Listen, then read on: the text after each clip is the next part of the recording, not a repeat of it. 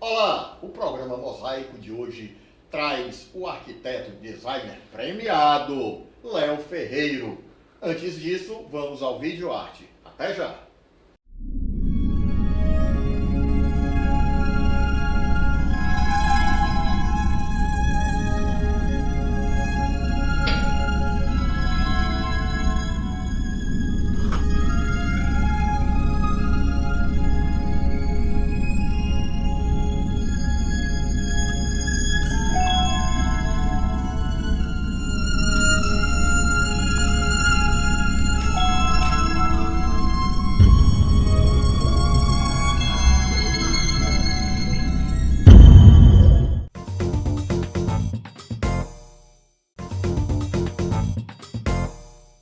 E como falei, o Mosaico de hoje traz aqui como convidado o Léo Ferreiro, arquiteto, design premiado, né? Nós vamos falar disso. Léo, seja bem-vindo, macho. Obrigado, Totão. Obrigado pelo convite. Muito especial estar aqui. Léo, arquiteto, né? Eu acho que tu já nasceu arquiteto, né? Porque na ambiência da tua casa, né? Eu acho que um dos assuntos principais era a arquitetura, não? De alguma forma era. Eu acho que foi uma coisa que sempre me direcionou a fazer, né? Mas eu acho que principalmente eu fui criado um curioso. Eu acho que eu nasci um curioso. Eu acho que tanto pelo lado do meu pai como pelo da minha mãe, eles sempre me incentivaram a observar as coisas, a tentar ter ideia. Mas o processo criativo muito forte, né? Assim, o processo criativo, casa, né? Eu me lembro, né? Sou amigo pessoal, grande amigo do Napoleão Ferreira, seu pai, né? Eu cito muito, uma das pessoas mais inteligentes, cultas que eu conheço. A minha também. Né? E é um amigão mesmo. E a Clotilde também, uma pessoa maravilhosa, né? Pessoa que cuida dos animais, né? Gosta dos animais. Gosta dos animais, né? O problema são as pessoas. Era também. Isso é uma veterinária muito bacana, assim, muito competente, não é? Mas assim, eu me lembro, por exemplo, tu já menino, na tua casa, por exemplo, tem a história da casa de Serra, né? De Guaramiranga, que já é uma coisa atípica, um projeto criativo, né? Sendo fazer assim mesmo, assim, na tua casa, o processo criativo muito grande. Mas tu sempre desenhou desde menino, criança? Sempre gostei de desenhar e inventar coisa, né? Então, eu desenhava, aí fazia coisa com barro, pegava coisa no chão para inventar coisa de brinquedo. Então, sempre essa coisa do trabalho manual, né? Desenho era uma coisa, sempre gostei, né? Mas também pegar o material e mexer e inventar coisa também era, né? Brincava com barro, massinha. Aí quando é que chega o momento que o teu desenho tem a visão de projeto, de realizar, né? Já na arquitetura, na escola de arquitetura? Foi. É porque essa curiosidade de aprender, de inventar, né? Então casou muito com a formação, né? Então quando eu entrei na faculdade, eu sempre tive uma direção assim na área de projeto, né? Eu sempre me empolguei muito em fazer o projeto.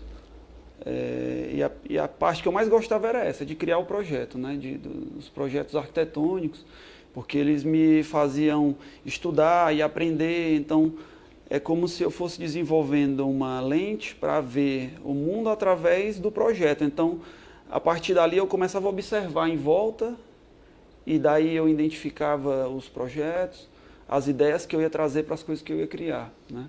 Sei. Então, mas isso foi uma metodologia que eu fui aprendendo, né? Eu aprendi isso na faculdade, aprendi isso com meu pai, né? Certo. Quando eu fui começando a virar uma coisa mais controlada, né? Mais científica. Mas teve uma época muito intensa assim na tua vida também ligada ao esporte, né? Foi.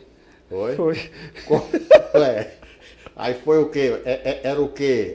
Qual era o esporte que tu fazia? Rapaz, eu nunca tinha me dado com esporte nenhum. Sim. Eu fazia meio que obrigado. Aí, na época, eu descobri uma luta, o Muay Thai. E aí foi onde eu me encaixei, foi onde eu me encontrei. Eu sempre fui de ter focos muito grandes em coisas específicas. Ao longo da minha vida sempre tive isso.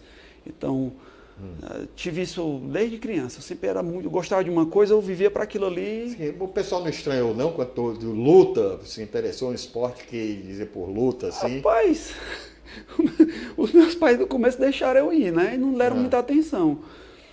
Eles nunca me disseram assim. Quando eu comecei a lutar campeonato, eles não estavam gostando muito, porque eu... Chegaram aí a assistir? Não. Disseram que nunca iam assistir isso aí. É meio bruto, né? Assim, disseram uma barbaridade. Mais uma vez eu fui assistir, um amigo meu disse, bora assistir uma luta. Não sei se é esse MMA, sei lá o que era, tudo.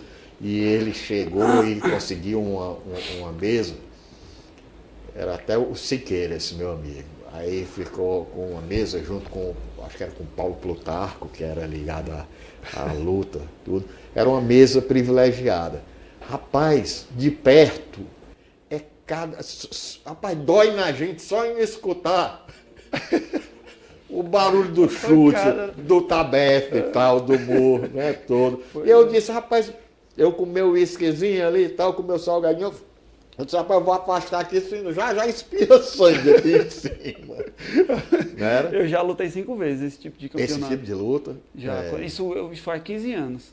15 anos atrás eu estava no colégio, aí comecei a treinar, gostei. Com 6 meses o treinador, o Wendel Nobre, um treinador muito bom, e ele já colocou para lutar. Aí eu fui na onda, foi até engraçado porque eu não era dos melhores e achavam que eu ia perder a luta, eu acabei ganhando. Aí isso aí, acho que chocou tanto que o pessoal começou a me ver como um dos bons da equipe, promissor. Mas eu não era o melhor, eu era muito esforçado, né? Porque eu acho que até na luta, essa coisa da curiosidade, até na luta você descobre os detalhes, sabe? Que isso me fazia querer aprender a luta, eu acho que porque eu também tinha os detalhes, sabe? Eu acho que os detalhes também, eu acho que também a questão de você controlar a sua ansiedade, né? Tudo tem um...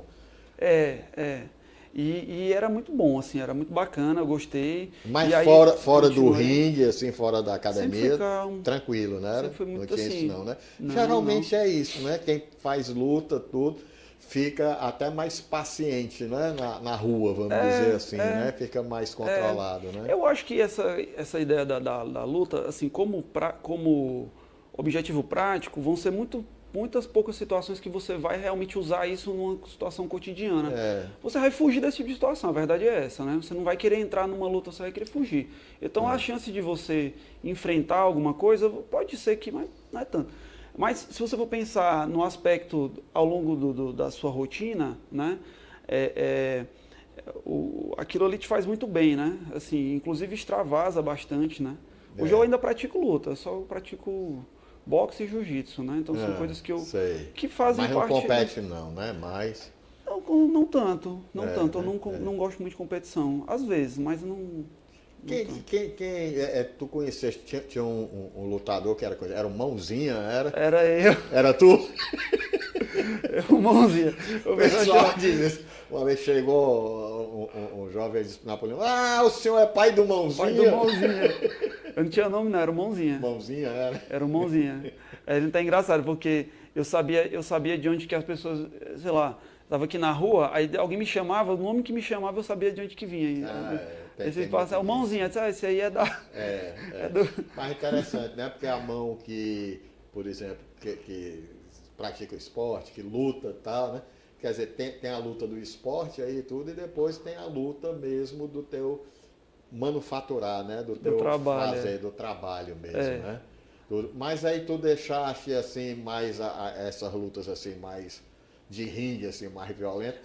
Tem algum evento, assim? Cara, eu ainda sou fã. Ainda é o esporte que eu mais gosto de assistir, né? Mas eu não luto. Tem outra história engraçada na época que isso tem a ver um pouco com a faculdade, que foi assim. Quando eu estava no segundo ano, né, que na época era segundo ano, você ia pro terceiro, o terceiro você já tinha que estar focado no... E nessa época eu treinava muito, treinava 2 vezes por dia. Treinava 2 vezes por dia, vivia para aquilo ali, né? E estava dedicando bastante tempo, né? Estudava e dedicava bastante tempo na luta. Aí meu pai chamou assim para conversar e perguntou assim, mas o que você vai querer fazer? Você vai querer ser lutador ou você vai querer ser arquiteto? Porque eu já dizia que queria fazer arquitetura, né? Aí, porque você não vai poder fazer as 2 coisas que você está fazendo hoje. Então você tem que decidir qual que você vai querer. Aí eu vou fazer arquitetura. Aí eles então pronto. Então é melhor você não focar em estudar. Então aí terceiro ano foquei em estudar para o vestibular, né? Estudou muito? Estudei. Ainda treinei algumas vezes, mas só de leve. É porque eu acho que pede, né, o organismo, né? Assim, pede. Tudo, né? É porque a rotina de atleta ela é muito pesada. Você não é só treinar, você tem que treinar, correr, focar a mente. Sabendo, assim, sabendo fazer uma metodologia de projeto do seu tempo, né? Que a arquitetura nos ensina isso, né? Eu acho que até agrega valor, né? É verdade. Isso. Aí tu entrou lá na faculdade. Foi. Viveu o tempo de faculdade, porque eu digo assim, porque na época, né? Eu fui colega do seu pai lá, conversa com ele, a gente passava o dia na faculdade. Era amigo de todo mundo lá. Dos professores aos servidores, né? Passar o dia na biblioteca. Mas quando eu entrei lá, era na época da régua T. Então a gente tinha um escaninho da gente, que é a régua T, o papel vegetal, o viso de benzina, né? Aí isso daí a gente tinha até roupa lá, né? Porque às vezes ficava lá o dia todo virado. Pegou essa época, assim? Só no comecinho que a gente teve que desenhar as coisas à mão, depois foi o computador, né? Depois já, né? E é até engraçado você estar falando que quando foi uma coisa bacana de quando eu entrei, era que tinha muita gente da época de vocês, né? Então, tipo, a Fatinha, na época, a senhora que cuidava da cantina, na época que vocês estavam, quando ela estava entrando, ela estava começando, né? Aí teve professor que foi meu professor, que vocês foram a primeira turma, né?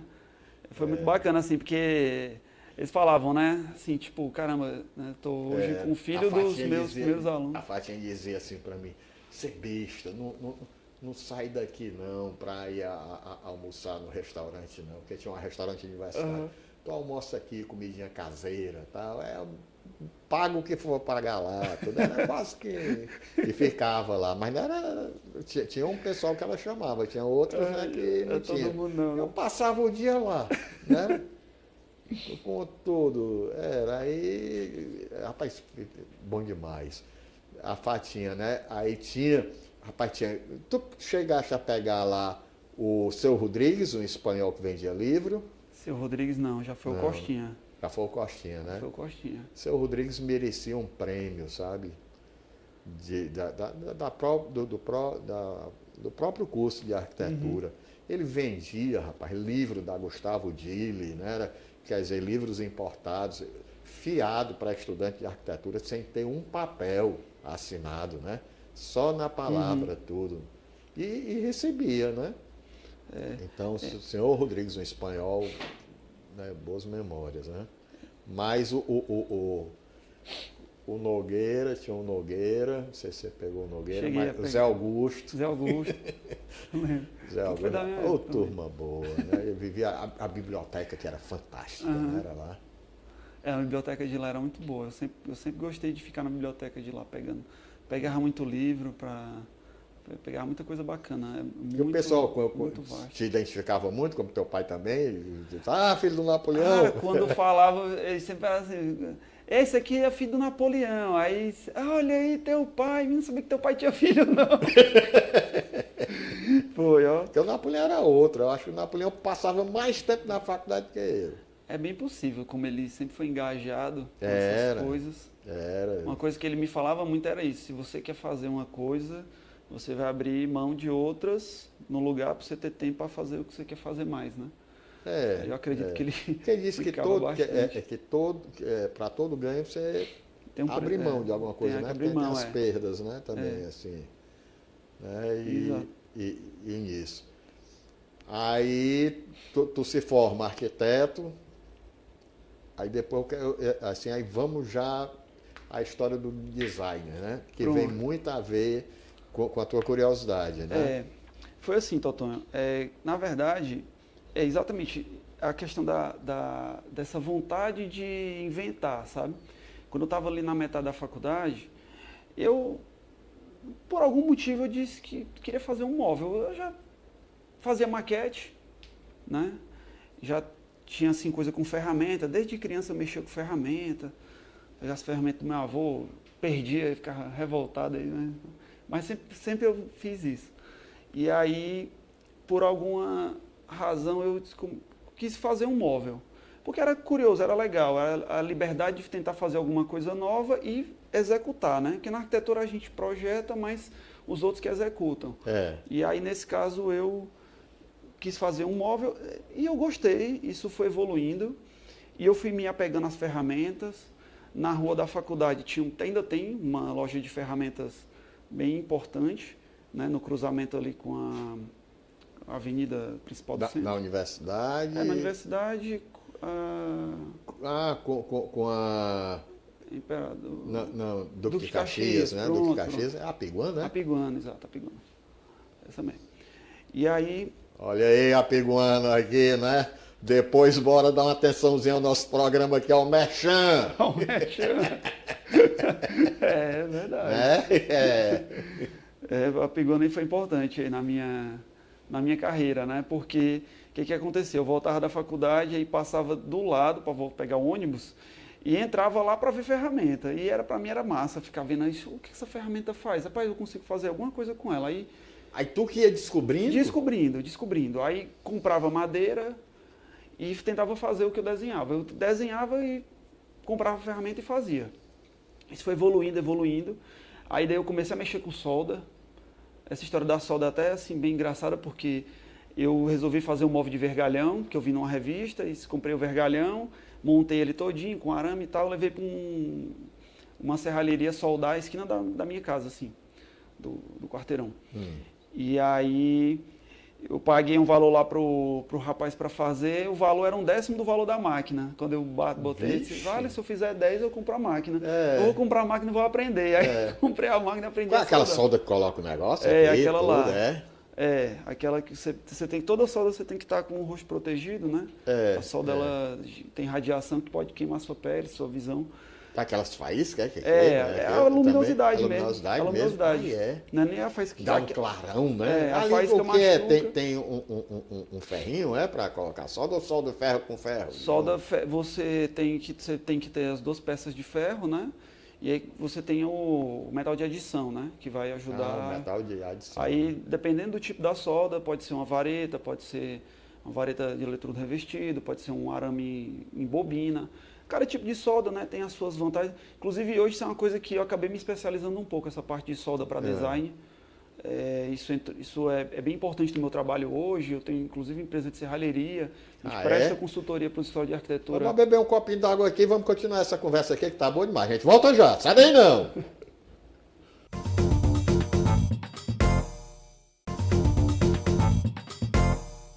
E o Mosaico volta aqui com Léo Ferreiro, arquiteto, design. Léo, rapaz, interessante, né? Tava falando negócio de solda, negócio de metais, tudo, mas me ocorreu agora a seguinte curiosidade. Por exemplo, eu queria que tu falasse um pouco assim você como o design, né? Você, a tua relação assim, com os objetos, na criação, tu como estudante, depois como formado e hoje como foco principal da tua atividade profissional. Pronto, Totonho, foi assim, como eu estava falando, essa coisa começou muito espontânea comigo, foi uma coisa de vontade de fazer algo, né? Eu fiz um móvel, isso foi evoluindo, eu fui comprando mais ferramentas, fui mexendo com materiais diferentes, Mas era uma coisa que eu fazia sem muito direcionamento, né? Era uma coisa assim mais como um hobby. Então, isso na metade da faculdade, me formei, né? Em paralelo, sempre foquei na época com um projeto de arquitetura, o que eu também adorava fazer.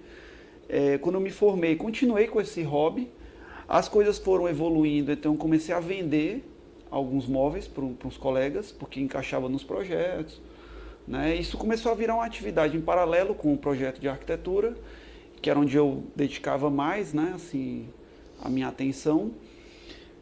E aí, eu tenho hoje o quê? 10 anos que eu terminei a faculdade, né? Então, esse ano fazem 10 anos, eu terminei em 2013, esse ano fazem 10 anos que eu sou formado em arquitetura. Então, com mais ou menos uns 6 anos aí de formado, eu comecei a ver que eu estava realmente apaixonado por isso de fazer móvel. Eu acho que tanto pela possibilidade de você criar algo com liberdade total, né? Poder fazer aquilo e vender, né? Com produto, né? Uma dinâmica diferente de você vender projeto. Então, eu sempre no mobiliário, eu sempre foquei em vender produto, né? Então, hoje eu já tenho propostas para vender projeto, para trabalhar em parceria com outras marcas, mas eu comecei focando em vender o produto. Eu fazia e vendia, né? E aí chegou um momento assim que eu estava fazendo tudo já no meu limite, assim, do que eu podia pensar. Eu achei que eu tinha estagnado assim em questão criativa, porque era um conhecimento que eu não tinha de mercado, estava fazendo espontaneamente, né? E nessa época que Fortaleza, você não tinha ainda assim um curso, ainda não tinha se formado um curso de design de imobiliário, um mercado que não era tão claro de como atuar aqui. E aí a saída para mim foi ir para São Paulo, né? Então eu estava até empregado na época numa empresa e fiz bastante coisa assim, como arquiteto fiz bastante. Novinho, mas rodadinho, né? Porque quando eu me formei estava na crise e não tinha vaga, aí eu tinha que me virar, então eu me virava com o que tinha. Então fiz bastante coisa, eu tentei de projeto de arquitetura até tentar fazer casa para vender. Esse eu ficava me metendo. Léo, mas da arquitetura, assim, vamos dizer, de projeto de casas e tal, aí tu vais para o mobiliário. Aí como é que tu lidava com a mudança de escala, né? Porque tu vai do metro para o milímetro, né? Exato, é porque eu peguei a parte que me interessa, o estudo da simbologia da arquitetura, e trouxe isso, tentei trazer isso para o mobiliário, entendeu? Então, é uma migração que você faz, assim, de escala, né? E também, assim, de complexidade, né? A dinâmica de uma construção, né, envolve uma série de outros fatores que, se você consegue tirar isso, pegar a parte que eu gosto mais, que é a parte da criação e de como você trabalha os pontos, assim, e expressão, né? Essa é a parte que me interessa no mobiliário, né? Por isso que hoje o segmento que eu atuo é o autoral, né? É mobiliário autoral. Então, essa liberdade criativa é o que me atrai continuar trabalhando com mobiliário, né? E aí, nesse processo, eu aprendi a fazer essa migração, entender o mercado, no curso que eu fui fazer em São Paulo. Fiz um curso, foi rápido, foram 3 meses. Lá eu conheci pessoas do mercado, né? Tipo, a sorte de ter um professor que é muito bom, Ricardo Schirmer. Ricardo Schirmer. Eu acho que é um dos melhores designers que eu conheço, assim, um cara extremamente inovador. E aberto ao compartilhamento do conhecimento. Com certeza. Ele é extremamente generoso. Na verdade, então ele é bom. Porque o cara, quando não é, porque se protege, né? Se encastela, né? O cara, quando ele se fecha também para as influências dos outros. Então, na verdade, você se abrir, se compartilhar, também aumenta o que você aprende, entendeu? E essa ilusão de que os outros são seus concorrentes, na verdade, eu não vejo muito dessa forma. Na verdade, eu acho que o mercado da gente, ele é um mercado que tem muito potencial de crescimento E você sozinho não cresce mercado, né? Verdade. Então imagina, hoje eu executo uma atividade que há pouquíssimo tempo atrás as pessoas iriam dizer que tipo, não daria para fazer isso aqui no Ceará, porque não tem mercado para design autoral, certo? Ouvi isso há 3 anos atrás. E hoje a gente escuta o contrário. Mas isso não é só por minha causa, é por causa do movimento, porque tem outros designers que estão fazendo. Entendeu? Eu ouvi uma história, esse negócio de não ter mercado, né? É a história assim, dizendo que queriam fazer, eu acho que era uma fábrica de sapato, né? E alguém dizia assim, rapaz, não faça essa fábrica lá, não. Porque lá ninguém usa sapato. Aí diz assim, rapaz, faça a fábrica, porque lá ninguém usa sapato. Tá entendendo, né? Justamente por não usar, né? Então eu acho legal esse negócio assim, porque não tem mercado. Rapaz, vamos ver direito o que é o mercado, né? Se por um lado não tem, por outro lado a gente não tem muita amarra. Então acho que o que define hoje o contexto do design cearense é a liberdade criativa. Então a gente consegue, né, assim, claro. E o que eu acho legal, aí é onde chega, assim, que eu gosto da tua produção, nisso daí. E a personalidade que tem. Não é porque você tem, por exemplo, a questão autoral que você falou, ela é muito importante porque eu vejo uma peça sua, eu sei que tem a ver com a tua vivência, com a tua ambiência, né? Com a luz do Ceará, com a cultura do Ceará, né? Tanto tem a cadeira que é feita a partir do desenho de jangada, né? Tudo. É genial, pô. Né? Até na questão que ela é meio estaiada, né? Ela é um sistema, é um sistema estrutural. Né? Ali, a ideia ali era que ela, assim, até que ponto uma coisa é estrutura, até que ponto é expressão, até que ponto, sabe, é construção. Então, assim, eu tentei juntar ali, que uma coisa ao mesmo tempo que é estrutura é a expressão da peça, entendeu? Sabe? Mas eu vejo ela como um sistema estrutural, né? Com expressão, né? E que você pode sentar. Né? E os materiais, né? Também, né? Tem a ver, né? Tudo com a história da gente. Porque você pega até o assento em couro, né? O couro. Isso também é resultado do quê? Que possibilidades eu tenho ao meu alcance, certo. Né? Que coisas eu posso fazer com o que eu tenho à disposição, né? Então, a história das ferramentas, né? Lá atrás, eu sempre fui, tipo, né? O que aconteceu ao longo do tempo foi que eu comecei a focar na expressão, né? Mas eu sempre tive com a ferramenta ali do lado que pudesse fazer, entendeu? Certo, mas você pesquisou nas jangadas para ver como era que funcionava, pesquisei. Coisa, vendo as peças. Né? Chegou a pesquisar também na literatura o livro do Nearco? Comprei os dois. Os dois? Comprei. É o livro que eu mais usei. O livro dele, os né? detalhes, é impressionante. Nearco, grande artista, né? Um gênio. Grande arquiteto, grande professor. Uma pena para mim é que eu não pude conhecê-lo, né? Não pude conhecê-lo, né? Teria sido para mim uma honra ter conversado com ele. Eu acho que de ter apresentado o projeto para ele, né? E muito bem humorado, né? Figura muito bacana. Todo mundo é bem humorado aqui, né? Aqui. Isso é que eu acho bacana, cara. Assim, eu digo, uma das maiores emoções que eu tenho é encontrar o pessoal daqui nos cantos, sabe? Aqui para mim é uma alegria. Quando eu encontro lá fora, que eu faço uma viagem, menina, é emocionante, assim, é divertido. Porque, por exemplo, demais, cara. Eu tive uma oportunidade uma vez de estar lá na Inglaterra, fui fazer uma visita ao Ricardo Bezerra, né, que estava estudando lá. E ele me apresentava as pessoas lá na Inglaterra, né? Aí ele dizia assim, olha, doutor, amanhã, se você passar por ele não lhe cumprimentar, aqui é porque não significa que você está sendo apresentado, vai ser amigo dele, não. Já é amigo, não, já conhece, né? Eu disse, tá. Isso é bom, que a gente, né? A gente é muito latino, abraça, né? Tudo. Mas eu não deixo de ser assim, não, viu? Ah, eu pego o pessoal e aí fica amigo. Né? Aí se ele falar, me der abertura, eu fico amigo. É. Porque eu acho que é sobre isso, né? Assim, o trabalho são conexões que você cria, né? Acho que o trabalho, além de uma... É. Mas as tuas primeiras peças tu fazia sozinho? Fazia só. Fazia só. Eu ficava rodando na cidade, atrás de oficina. Aprendeu muito vendo? Muito vendo, perguntando. Vendo, perguntando, tentando fazer.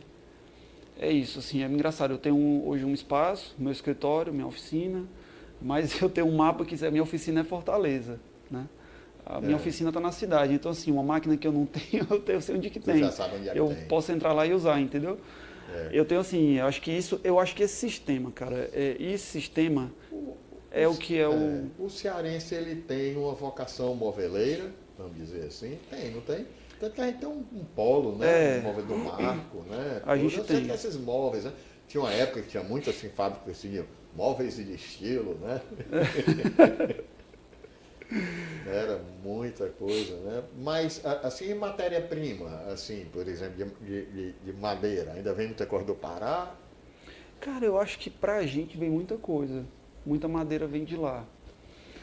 Porque as madeireiras aqui, elas trabalham, né? Com o carregamento que vem de lá. Então, a gente compra aqui em Fortaleza, mas acaba vindo de lá. Muita né? coisa certificada, né? Que hoje em dia tem muita madeira certificada. Cara, né? a gente compra como certificada. Eu sei, Não, não estou duvidando, não. Ah, não. É porque... Eu sei. É porque, assim, a gente, tipo... A gente busca a origem, né? Porque quando você está nesse nicho que você está atuando, é um nicho muito, muito específico. Então, assim, tem que ser tudo muito bem acertado, sabe? Qual a maneira, por exemplo, você fazer uma pergunta aqui de ignorante, né? Uma madeira que o cupim não suporta. Cara, muitas madeiras, madeira de lei. Madeira de lei, em geral, o cupim não pega, certo? Nem aquela brocazinha, né? Não, sabe o que acontece? É porque, assim, no tronco, você tem as partes do tronco, certo? Tá. Você corta ali a rodela, aí você vê aquela parte mais escura, ali é o cerne. E a parte mais clara em volta ao burno. Certo. A madeira de lei boa é o cerne. O cerne. Então, aquela parte mais clara, ali é que pega o bicho, entendeu? Então, fica a dica. Quando você compra, por exemplo, uma peça de madeira, ela tem uma parte mais escura e uma mais clara. Você tem que ver se aquela mais clara não é o burno. Dependendo da espécie da madeira, se você tem que evitar essas partes claras, porque às vezes elas vêm com bicho.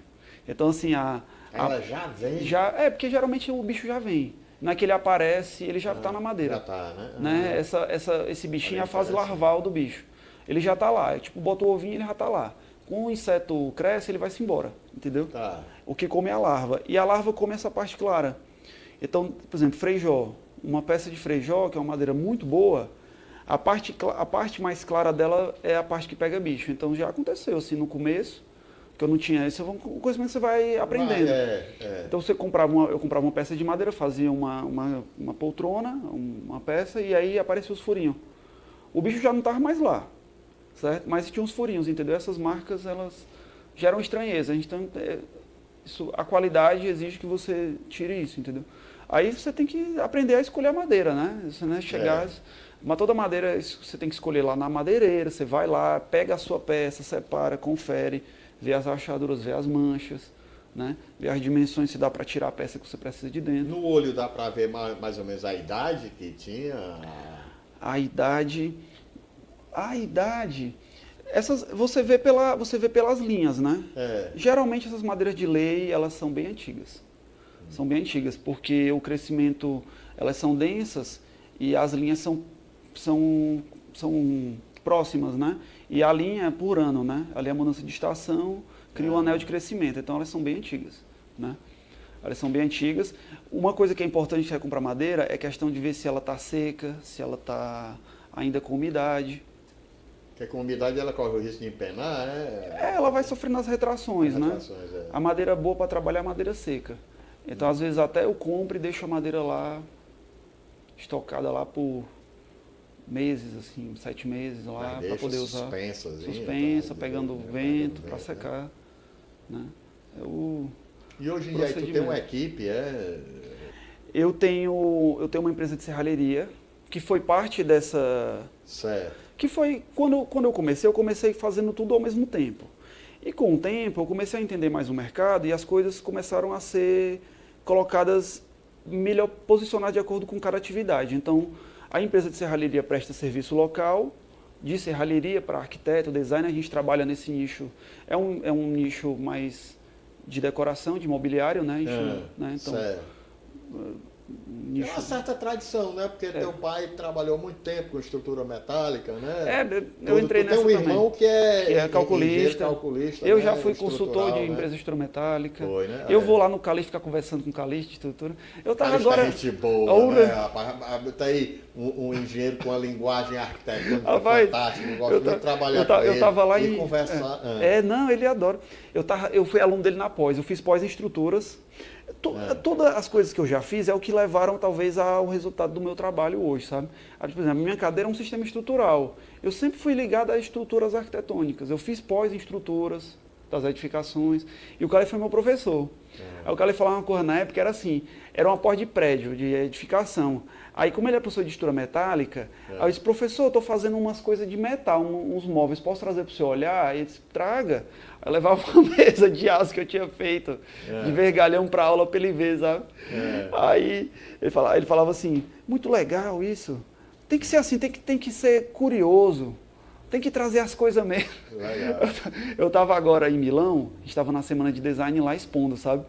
Aí eu vi uma escada, rapaz, bonita assim a estrutura, sofisticada, assim, muito bonita. Tava até bem acabada assim, porque tava mal cuidada, mas a estrutura era muito sofisticada. Aí mandei para ele.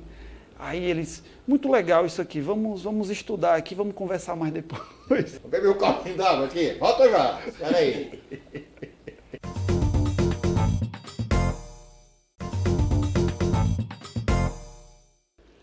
E o Mosaico volta aqui com Léo Ferreiro, arquiteto, designer premiado. Ei, Léo, que eu estava começando a contar aqui no final do bloco, né? Bem ligeirinho. Era o Teatro Zé de Alencar, quando chegou a estrutura dele, tudo chegou ao teatro mesmo, não é? Foi numa importância tão grande aqui, causou tanta assim, curiosidade, que a estrutura foi colocada em praça pública, exposta para o pessoal ir ver lá o teatro, as peças todas desmontadas, né? Mais legal. Mas Escócia, mas diga aí, conta aí mais. Não, então, o que eu estava contando era assim, questão de como que hoje, né, o trabalho que eu estou desenvolvendo, essa coisa de posicionamento, né, esse processo de posicionamento, né, atualmente essa questão da fabricação, eu tenho uma fabricação própria que vem dessa empresa de serralheria que surgiu das demandas, né, de que eu fui descobrindo dentro da cidade. Sim. E tem o meu estúdio de design que é onde que é um outro segmento, né, de design, e aí tem um foco mais autoral, né. Então certo. Lá é onde eu gosto de explorar as possibilidades, eu gosto de ter liberdade para criar as minhas próprias criações, né. Certo.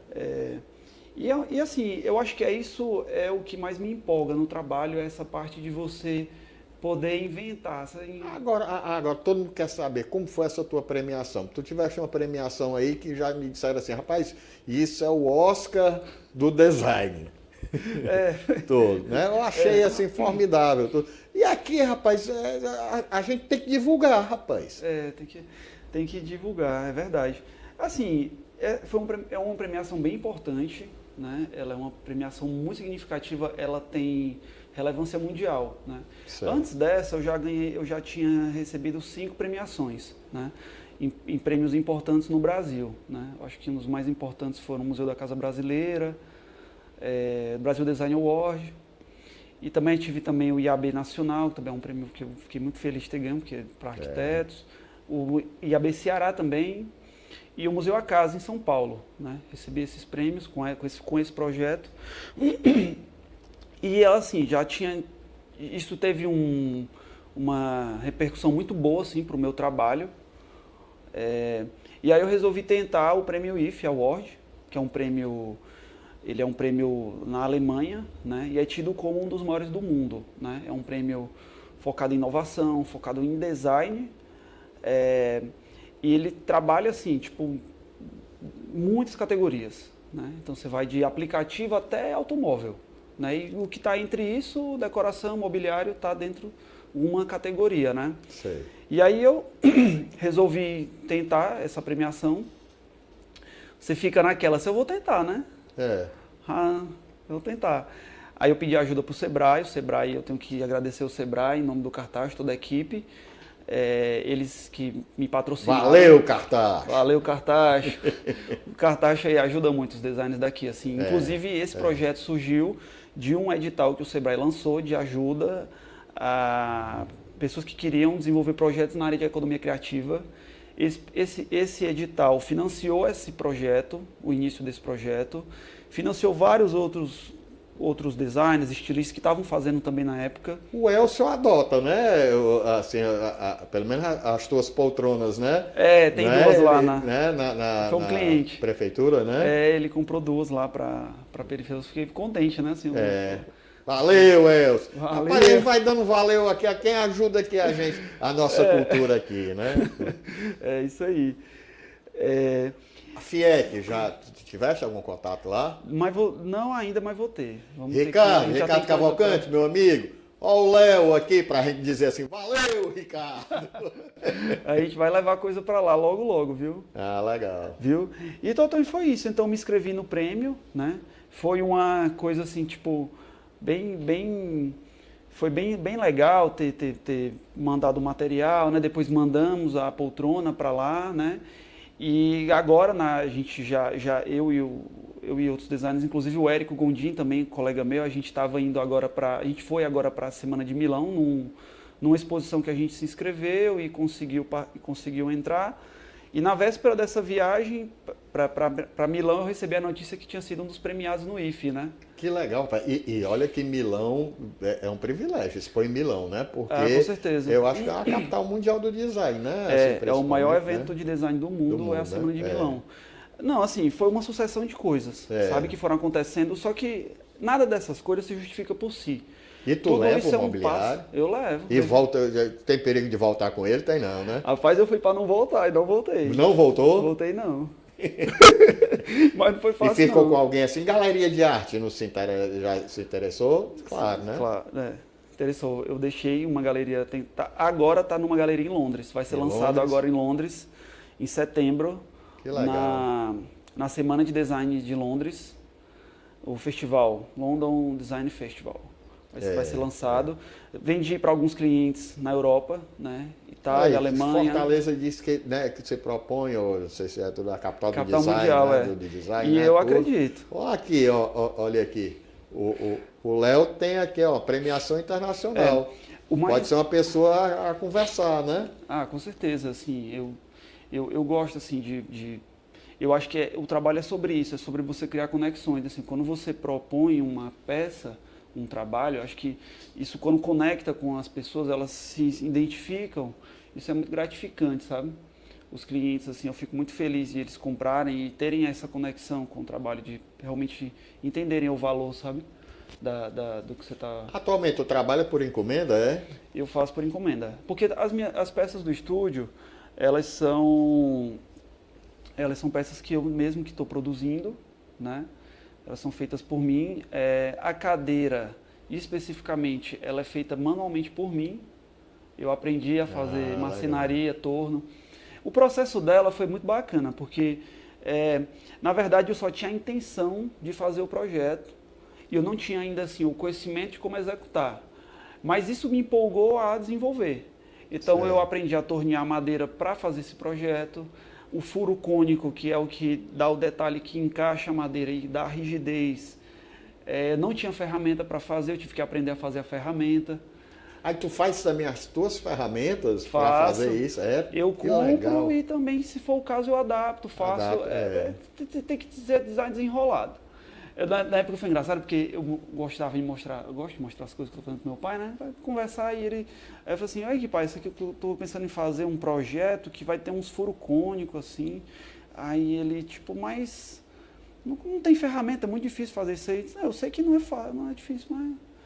Assim, tem gente que já fez, então você fez, eu vou fazer também. Eu vou aprender. E foi assim, fui aprendendo. Então, assim, esse processo de produzir, eu dominei.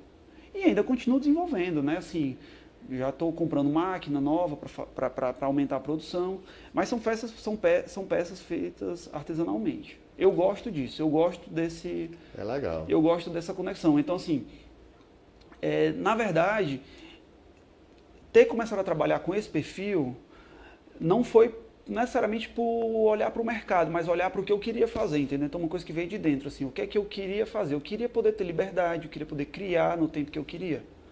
Então, o mercado de produto de produto colecionável, produto, né, móvel de padrão mais elevado, assim, tipo, esse nicho, pareceu absorver melhor esse tipo de coisa que eu queria fazer.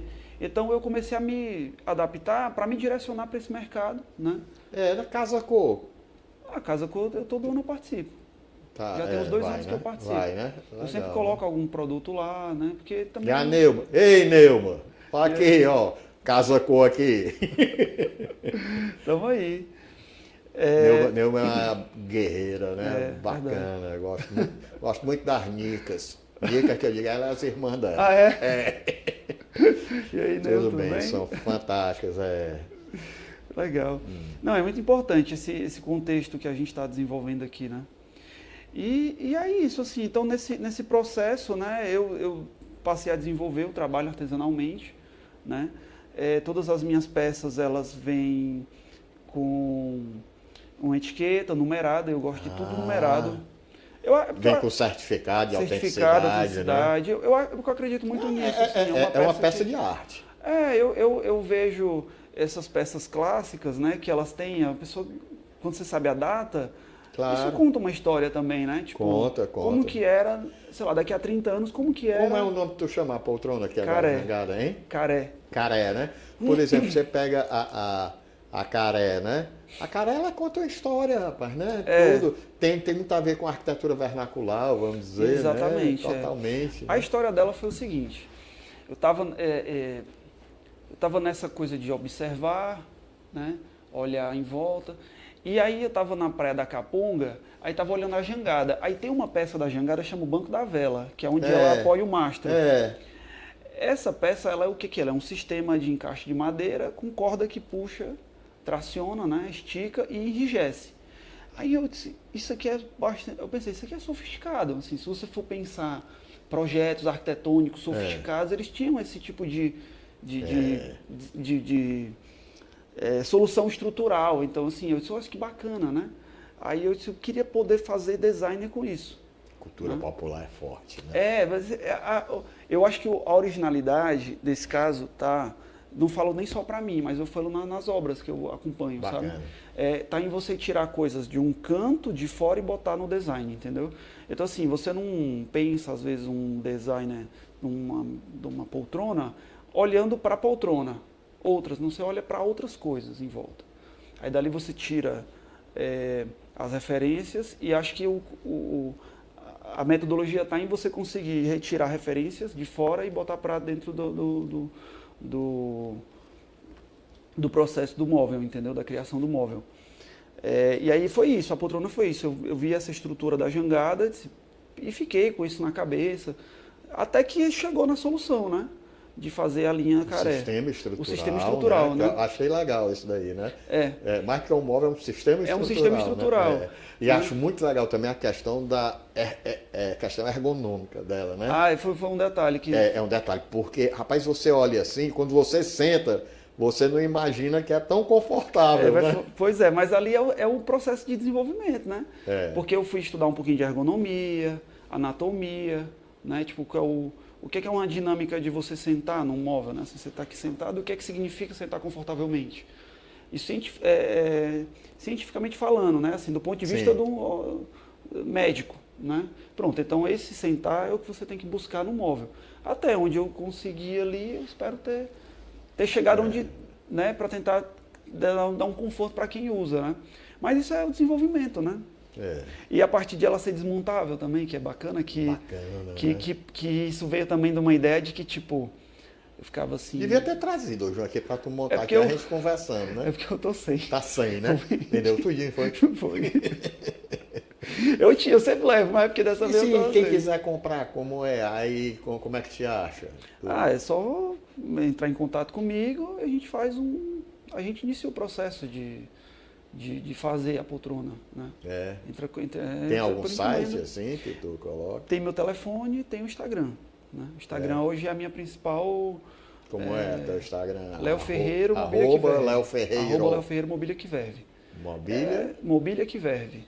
Que Verve? Que Verve, é o... Certo. É o nome.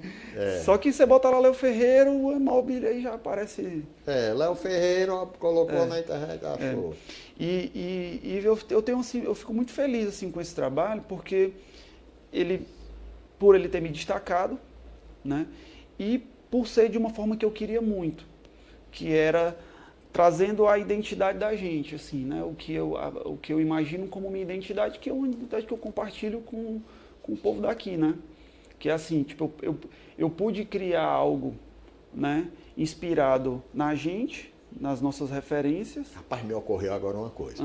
Gastão Bittencourt, da Fé Comércio, alô, pessoal do Sesc Ceará. Não tem um projeto Povos do Mar, que vai ter, né, agora, que é um projeto dos mais belos que eu conheço nesse país. Tudo. Pode ver, aí tem que conhecer o trabalho aqui do Léo, né, da Caré, que é feito a partir, inspirada nas nossas jangadas. Que a gente tem uma exposição, todo ano a gente faz, que é uma exposição chamada Aquavelas, que a gente pinta as velas, as jangadas, tudo. Nossa, né? É muito bacana. Já mais uma, né? Até uma palestra dele, né? Uma palestra dele no Sesc, né? Sobre isso. Tem uma coisa que eu queria muito contar, Antônio, que é assim, eu comecei essa movimentação hoje que eu trabalho quase que do nada. Foi tipo numa intenção que eu tinha. Eu tive oportunidades, claro, né? Sempre tive. Mas eu tive que correr atrás. E eu surgi com isso e esse negócio... Então, assim, isso... não só eu trabalho com isso hoje aqui, como isso está me criando conexões internacionais com esse trabalho, sabe? E eu sempre tive na minha mente que o designer cearense, não falo só, no caso, falando de mim, mas o designer cearense, ele tem capacidade de ganhar o mundo com o trabalho dele, né? Então, eu sempre pensei nisso. Desde lá no começo, eu pensava, se eu continuar fazendo o meu trabalho, eu posso chegar lá fora com isso. Eu falo chegar lá fora... E leva muita gente contigo. Nos maiores mercados. E a gente está levando gente com a gente. Leva muita gente, que é o mais importante. Por exemplo, não sou eu que estou fazendo isso. Eu tenho meus colegas que estão aqui trabalhando com isso. Né? Então, por exemplo, eu estava em Milão, estava com o Érico Gondim lá. Ele levou um projeto magnífico. O projeto dele é impressionante. E chamou a atenção. Chamou a atenção, entendeu? Não é à toa que a gente não voltou com nada, a gente deixou tudo lá. A gente foi... E não é fácil você vender nessas feiras. Não é tão fácil assim. Tem gente que... acaba que não fica. E a gente conseguiu vender. Eu levei 3. O pessoal tem um olhar muito pragmático, né? Assim, tudo. Muito sensível, mas muito pragmático. Né? Porque tudo, né? Você não tem garantia. Você não tem garantia que você vai conseguir. E a gente foi lá e conseguiu, né? E a gente também teve apoio. Nesse caso, a gente teve apoio do Sebrae novamente. O Sebrae ajudou a gente. O Cartaz, gente boa. Eles são gente boa demais, cara. São importantes. Né?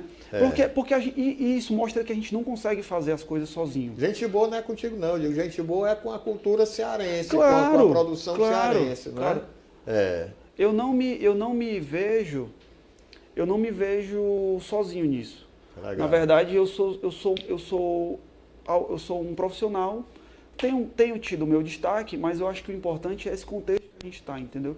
Porque eu digo, do jeito que eu fui, a gente pode levar mais gente, pode chegar mais gente.